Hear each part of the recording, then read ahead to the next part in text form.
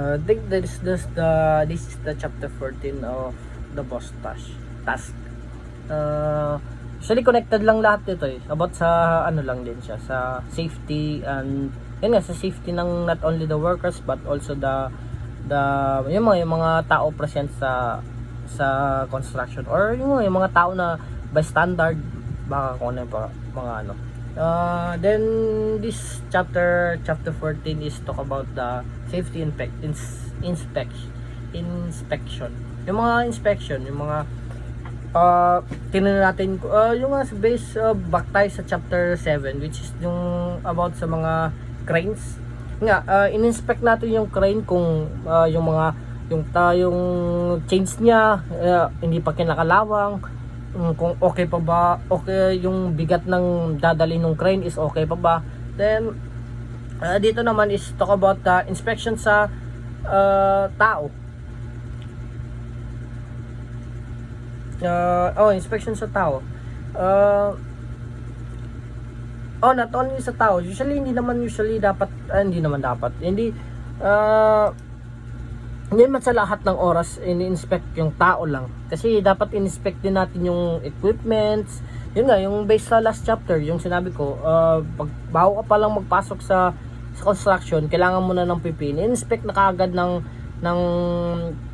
guard is dala-dala mo yung PPE mo. Tinitingnan nila na okay, ito makakapasok to kasi dala-dala niya, nakasuot siya ng proper PPE niya, dala niya yung equipments niya, dala niya yung mga gamit niya na kakailanganin niya para sa construction to or sa trabaho niya. Then there are types of inspection, which is the continuous inspection, periodic interval inspection, and intermittent emergency inspection. Continuous inspection is yung pag-conduct ng inspection continuously. Hindi naman sabihin natin every day or every other day or every week. Yun, continuous din inspect ng yung for example na yung pagpasok mo sa construction or sa trabaho na pupuntahan mo. Yung for example din is yung pagpasok mo sa mall, sa ibang mall ginagawa to, yung tinitingnan yung dala-dala mong gamit, yung bag mo, in-inspect nila kung wala kang patalim, or kahit nga pagpasok mo ng mall, in-inspect nila yung bag mo, wala kang weapon na pwedeng mag-cause ng disgrasya. Inspection, continuous inspection lagi. Experience naman to kahit nga tayo yung example ko kanina is about sa pagpasok ng mall, tinitingnan kung may dala kang firearms. Tapos and then the periodic inspection is the systematic process with specific interval. Yung mga once a week, mga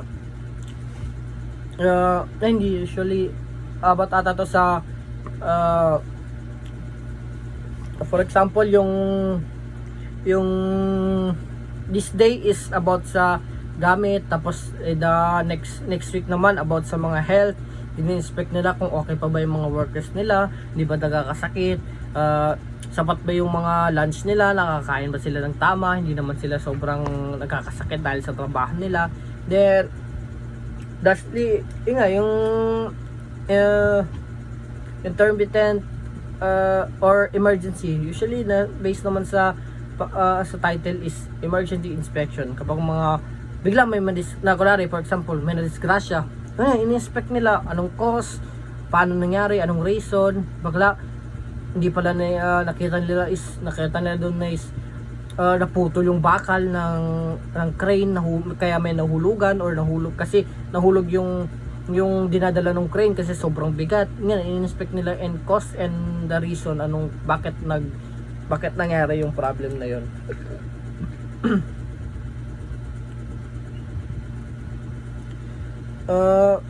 Yung inspect ng usually in-inspect dito is yung mga workers, yung mga gamit, yung mga cause and reasons. Then lagi naman kahit hindi naman sa construction, kahit tayo mga normal by standard lang, yun na experience natin yung inspection. Kahit pagpasok natin sa school tinitingnan kung naka-proper uniform tayo, may ID tayo, ino-open yung bag kung wala tayong dalang whatsoever mga weapons or pwede maka-cause ng disgrasya or ganun nga.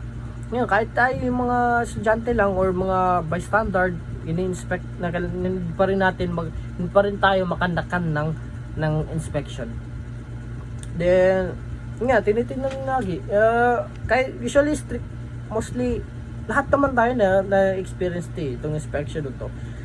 About lang talaga to sa safety, not only sa mga workers but as human beings pa din. Syempre, always remember safety pa rin dapat.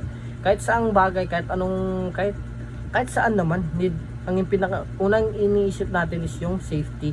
Tsaka yung safety matapos natin yung trabaho natin, yung pag-aaral natin, makapunta tayo sa school ng proper, tapos makauwi tayo ng tama. Then I think about sa safety lang din sa inspection safety. I think that's everything.